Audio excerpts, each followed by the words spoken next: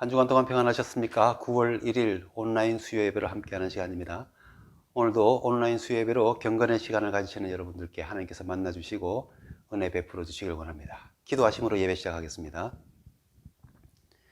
하나님 아버지, 이 시간에도 주님 말씀 앞으로 불러주시니 감사합니다.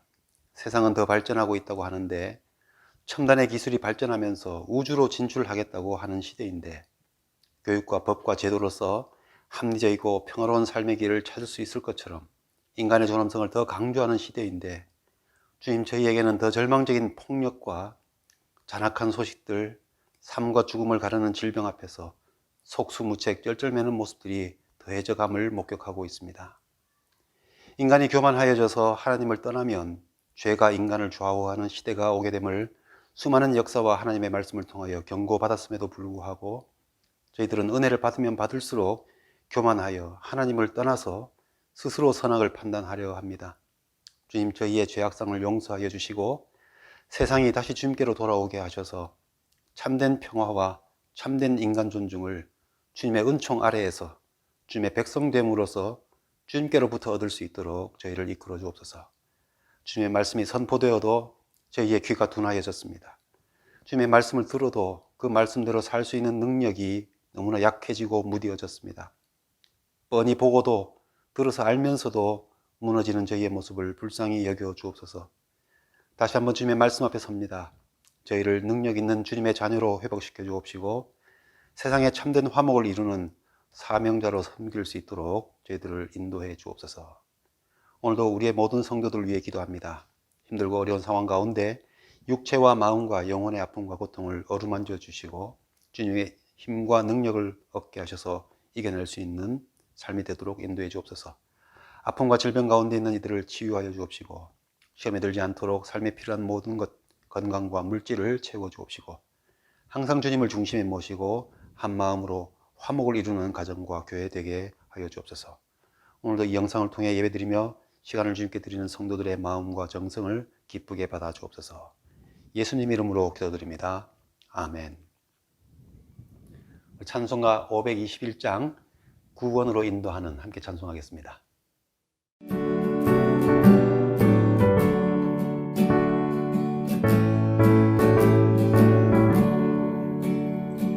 구원으로 인도하는 그 문은 참 좁으며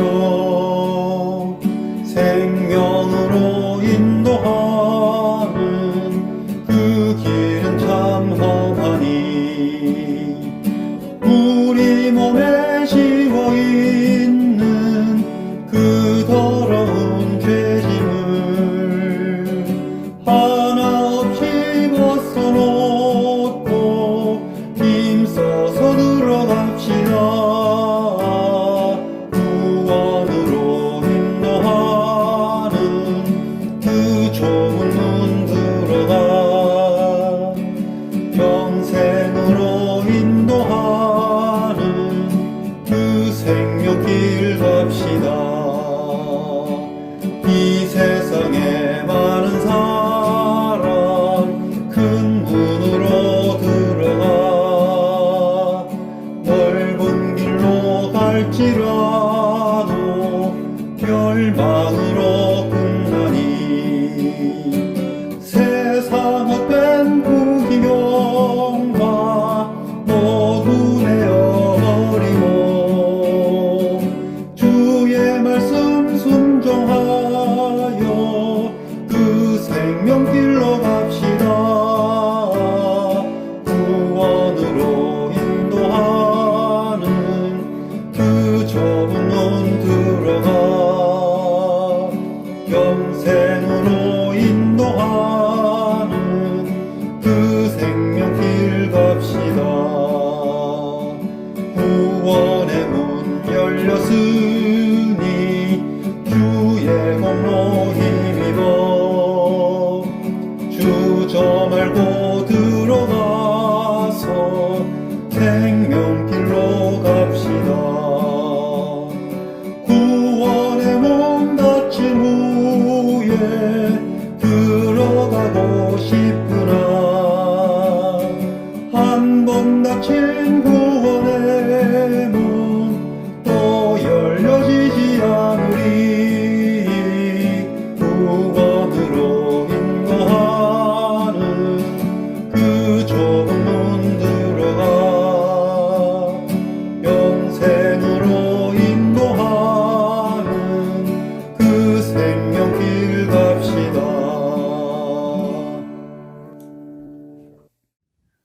오늘 우리에게 주신 하나님의 말씀은 아모스 2장 4절부터 5절까지 말씀입니다.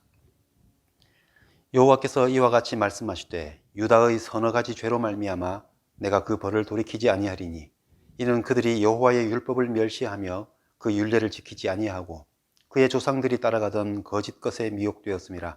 내가 유다에 불을 보내리니 예루살렘의 궁궐들을 사르리라. 아멘.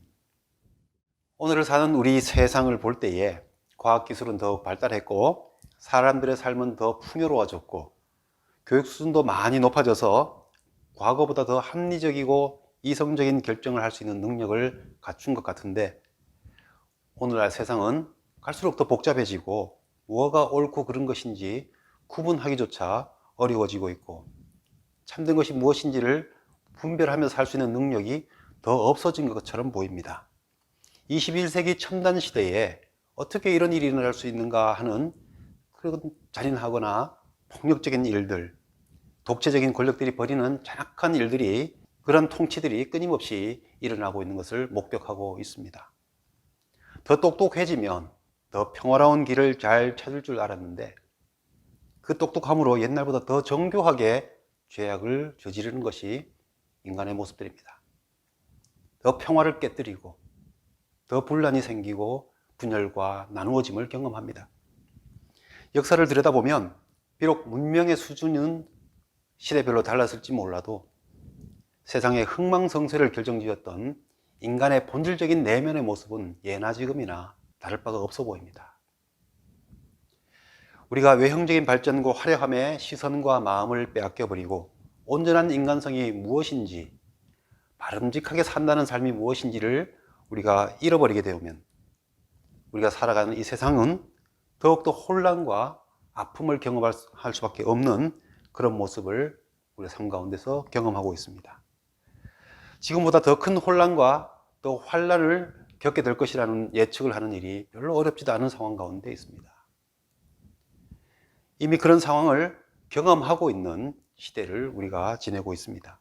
자, 이런 때에 특별히 하나님을 섬기는 우리 성도들의 삶이 무엇을 중요한 관심사로 여겨야 될 것인지, 어디에 관심을 두어야 이 세상을 하나님 뜻 안에서 회복시키는 우리의 사명을 감당할 수 있을 것인지 오늘 말씀을 통해서 한번 생각해 보려고 합니다.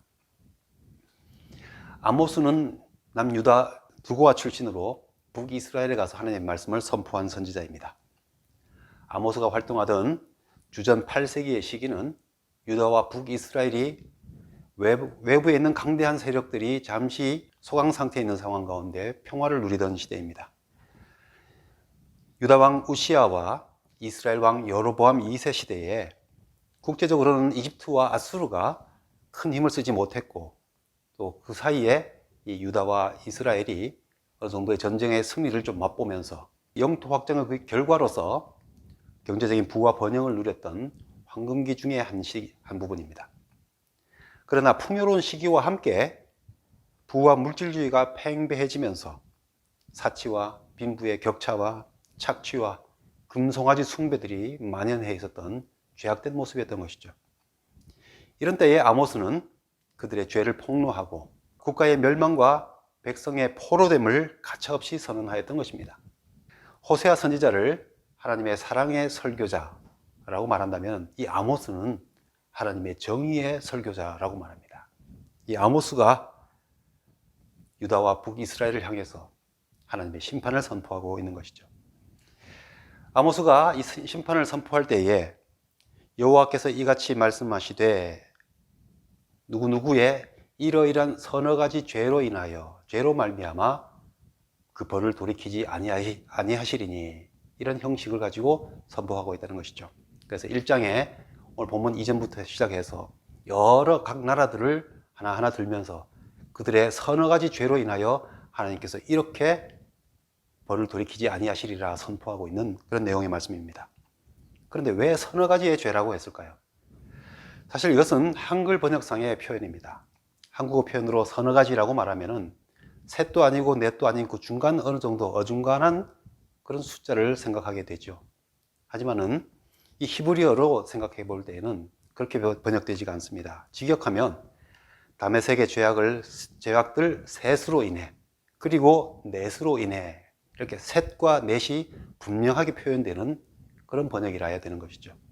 그래서 3, 4라는 숫자가 분명하게 드러납니다. 3과 4를 더하거나 곱한 숫자로 생각해 볼 수도 있는 그런 의미와 상징을 갖고 있습니다. 따라서 서너 가지의 죄를 바르게 이해하기 위해서는 이 3과 4의 숫자의 의미를 생각해 볼 필요가 있습니다. 히브리적 표현에서 이 3이라는 것은 완전수죠. 우리가 이미 잘 알고 있듯이 우리 삼위일체 하나님이라고 표현하는 것처럼 3이라는 숫자는 하나님을 상징하면서 완전수를 표현하죠. 4라는 것은 동서남북 땅의 네 귀퉁이를 상징하면서 땅의 수입니다. 그래서 3과 4를 더해서 7을 이루면 그 또한 완전한 수가 되고 3과 4를 곱해서도 또 12가 되면서 완전수가 되죠. 그래서 이 3과 4라는 숫자는 완전수를 상징하면서 결국 죄가 3가지 혹은 4가지란 뜻이 아니라 완전하게 꽉 찼다는 것입니다. 그래서 이 나라들이, 각 나라들이 심판을 받게 된 것은 한 서너 가지 죄로 망하게 된 것이 아니라 그런 죄에 대하여 심판받을 수밖에 없을 만큼 그들의 죄가 가득 찼고 편만했다 하는 뜻이 됩니다. 그러므로 하나님의 심판을 초래한 그들의 죄악들을 개수로 보는 것이 아니고 꽉 찼음을 보면서 그 만연한 죄악에 대해서 하나님께서 어떻게 다루고 계시는지를 우리가 볼 필요가 있는 것입니다. 하나님께서 심판하실 수밖에 없는 이 심판의 불가피함을 강조하고 있는 표현이 될 수 있다 하는 것입니다. 그래서 공동번역 성경에서는 이러한 의미를 살려서 다메섹이 지은 죄, 그 쌓이고 쌓인 죄 때문에 라고 의역해서 기록하고 있습니다. 이런 관점에서 우리가 서너 가지 죄라고 생각할 때는 세 가지 측면을 우리가 기억할 필요가 있습니다. 첫 번째는요, 죄가 매우 많아서 심판을 피할 수 없는 지경이 되었다 하는 것을 기억해야 됩니다. 서너 가지 죄밖에 없구나. 어느 나라나 어느 한 사람이, 개인이 한 서너 가지 정도의 죄 가지고 망하지는 않죠. 그러나 그것이 쌓이고 쌓이면 망하게 됩니다. 그렇기 때문에 서너 가지 죄라고 하는 이 표현 속에서 쌓일 만큼 꽉 찼구나 하는, 죄가 너무 많아서 심판을 피할 수 없게 되었구나 하는 것을 기억해야 한다는 것이고요. 두 번째는 그만큼 하나님께서 오래 참으셨다는 것을 기억해야 됩니다. 사람들은 하나님께서 심판하신다라고 하면 당장 우리가 인식할 수 있거나 눈에 보이는 죄만을 생각하면서 아니 이랬다고 그렇게까지 심판하시는 건 너무한 것 아닙니까? 이렇게 묻는 경향이 있습니다. 그러나 성경에서 하나님께서 심판하실 때에는 마침내 심판하시는 것입니다. 오래 참으셨지만 그 사이에 자비와 긍휼을 하심으로 그들을 인내함으로 회개하기를 기다려 주셨지만 끝내 돌이키지 않고 심판에 이르는 지경까지 죄를 반복하고 쌓고 또 쌓았다 하는 것입니다. 그 결과로 심판이 임하게 되었다는 것이죠. 세 번째 우리가 기억해야 될 것은 하나님께서는 공의로우시다 하는 것입니다. 그토록 많은 죄를 수없이 반복하며 쌓고 쌓일 때까지 우리 하나님께서는 인내해 주시고 돌이키기를 기다려 주시지만 마침내 그 죄에 대하여 하나님께서는 반드시 심판을 하신다 하는 것입니다. 아무리 자비와 긍휼을 베푸시는 하나님이시지만 죄는 결국 심판하시는 것이 하나님의 공의라 하는 사실을 기억해야 되는 것이죠. 그렇기 때문에 서너 가지 죄악이라고 말할 때에 죄가 한 서너 가지밖에 안 되는구나가 아니라 이 의미 속에서 죄가 너무나 많아서 심판을 피할 수 없게 되었다는 것이구나. 그리고 하나님께서 오래 참으셨구나. 그러나 죄는 반드시 하나님께서 심판하시는구나 하는 공의 하나님, 이 세 가지를 기억할 필요가 있습니다. 우리가 이 서너 가지라는 표현 속에서 이 세 가지를 기억하면서 우리는 자비와 긍휼로서 오래 참으시고 인내하시는 하나님의 은혜 아래 사는 동안에 죄를 반복하여 쌓고 쌓지 않도록 우리의 마음을 잘 살펴볼 필요가 있는 것입니다. 그렇게 살지 않아야 되겠다 하는 마음가짐을 가져야 하는 것이죠. 유다와 북이스라엘이 이 국제 정세 흐름 속에서 잠시 평안을 누리고 평화를 갖게 되고 번영을 누리게 되었지만 그 일시적인 풍요 속에서 하나님을 어떻게 멀리하고 죄악을 쌓았는지를 우리가 생각해 볼 필요가 있습니다.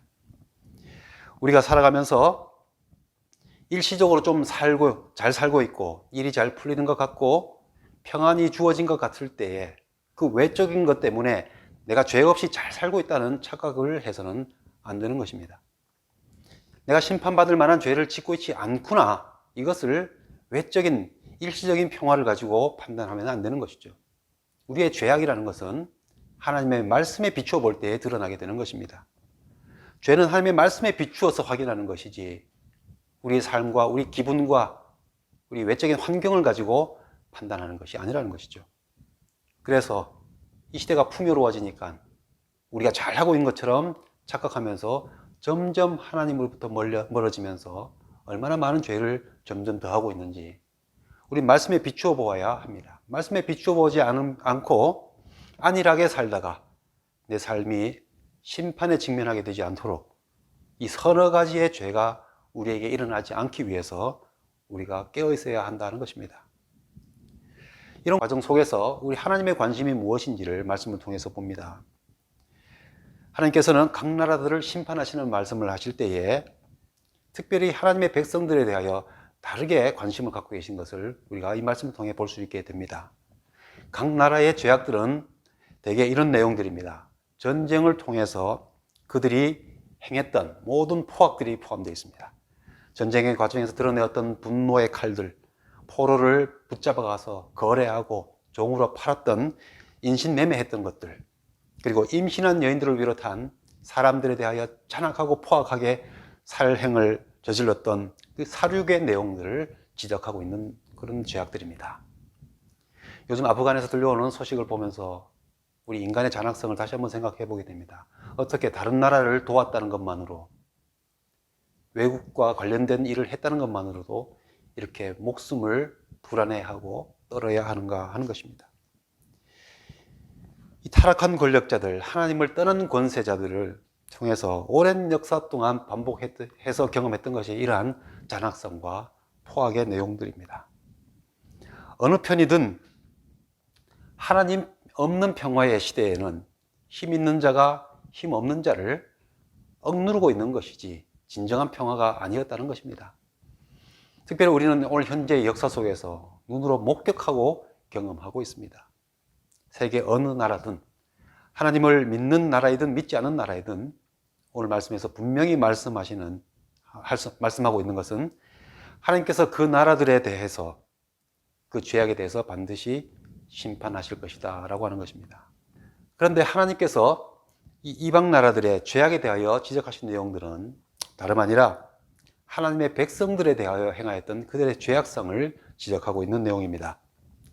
주변의 나라들이 하나님의 백성들을 향하여 얼마나 잔인했던가 하는 내용들, 그들을 죽이고 약탈하고 포로로 잡아가서 다른 나라들에게 팔아넘겼던 인신매매를 자행했던 모든 것들에 대하여 하나님께서 죄의 내용들로 지적하고 있습니다.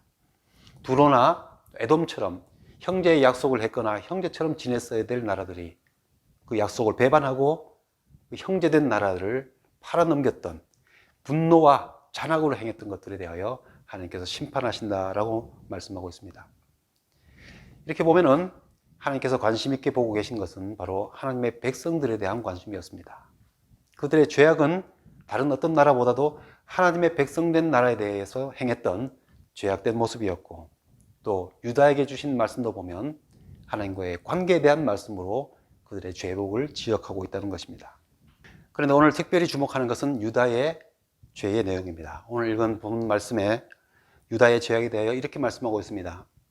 여호와께서 이와 같이 말씀하시되 유다의 서너 가지 죄로 말미암아 내가 그 벌을 돌이키지 아니하리니 이는 그들이 여호와의 율법을 멸시하며 그 율례를 지키지 아니하고 그의 조상들이 따라가던 거짓에 미혹되었습니다. 이 유다의 죄악에 대해서 말씀할 때에는 바깥으로 행한 행위보다는 그들 안쪽에서 무슨 일을 했느냐 하는 것입니다. 하나님의 율법과 율례를 지키지도 않고 가볍게 여김으로써 멸시하였고, 그래서 그 조상들이 행했던 것처럼 우상 숭배에 빠져서 오랫동안 살았던 그 죄악을 지적하고 있다는 것입니다. 이 조상들의 습관을 따라서 너희들이 미혹되었다라고 하는 것은 그만큼 하나님께서 오래 참으셨음에도 불구하고 그들의 죄악은 점점 깊어져 갔다 하는 것입니다. 이에 하나님께서 유다에 불을 보내서 예루살렘의 궁궐을 불살리리라 말씀합니다. 궁궐이나 성전과 같은 하나님과의 관계를 상징하는 어떤 형식적인 것이 있다고 해서 그들이 참으로 하나님의 백성이라고 안일하게 만족하고 있을 수 없다는 것입니다. 하나님께서는 그들의 관계를 표현하고 있다고 생각했던 형식적인 것들을 다 파괴해 버리셨다는 것이죠. 궁궐이 불타고 성전이 무너지는 것에서 그들은 충격을 받았습니다. 그러나 그들이 정작 충격받았어야 할 것은 그들의 마음 안에서, 그들의 삶 속에서 하나님과의 진실된 관계가 무너지고 있었음을 보면서 충격받았어야 되는 것인데, 하나님은 이 심판을 통해서 그들이 외적으로 의지하고 안일하였던 모든 것들을 무너뜨려 버리신다 말씀한 것입니다. 그러나 그 심판 가운데서도 하나님께서는 자기 백성들을 향한 긍휼을 잊지 않으시는 것이죠. 이 아모스의 마지막 장면을 한번 생각해 보겠습니다. 마지막 장 9장에는 이스라엘의 회복에 대해서 말씀하면서 마무리됩니다. 아모스 9장 14, 15절 이 마지막 부분은 이렇게 되어 있습니다. 내가 내 백성 이스라엘이 사로잡힌 것을 돌이키리니 그들이 황폐한 성읍을 건축하여 거주하며 포도원을 가꾸고 그 포도주를 마시며 과원들을 만들고 그 열매를 먹으리라. 내가 그들을 그들의 땅에 심으리니 그들이 내가 준 땅에서 다시 뽑히지 아니하리라. 내 하나님 여호와의 말씀이니라. 이것이 아모스의 마지막 말씀입니다. 결론적으로 하나님의 관심은 하나님의 백성과 그들을 통하여 이루시는 구원의 역사에 있었다 하는 것이죠. 오늘 말씀에서 우리는 각 나라들을 멸망으로 이끌어갔던 반복된 죄악에 대해서, 그 죄악된 모습, 쌓고 쌓는 그 모습을 생각해 볼 필요가 있습니다. 뿌리 깊은 죄악의 모습을 우리 통해서 우리 자신의 죄에 대해서 우리가 깊은 경고를 받을 수 있어야 하겠습니다. 우리가 그런 죄악을 반복하며 죄를 쌓지 않도록 하나님의 말씀 앞에서 우리가 깨어 있어야 됩니다. 우리의 길은 하나님의 말씀에 비추어서 참된 것인지 그렇지 못한 것인지 찾아야 된다는 것입니다.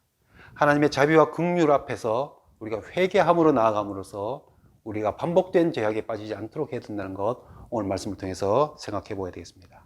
믿는 우리나 믿지 않는 사람들이나 다 죄를 짓지 않고 살 수는 없습니다.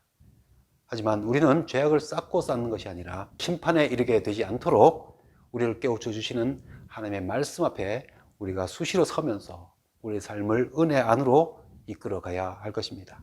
예배 중심의 삶, 말씀과 기도의 삶, 믿음의 공동체를 중심으로 살아가는 이 거룩한 교제가 있는 이 은혜의 방편 안에서 우리가 죄악을 쌓지 않도록, 심판에 이르지 않도록 깨어있는 삶을 살아갈 수 있어야 되겠습니다. 또한 하나님께서 자기 백성들에 대하여 얼마나 진실된 관계에 관심을 갖고 계신지를 다시 한번 깨달아야 되겠습니다. 하나님께서는 우리가 얼마나 진실과 성실함으로 하나님을 사랑하고 있는가, 여기에 관심을 갖고 계십니다. 우리가 죄로부터 우리 자신을 지킬 수 있는 길은 이 길밖에 없습니다.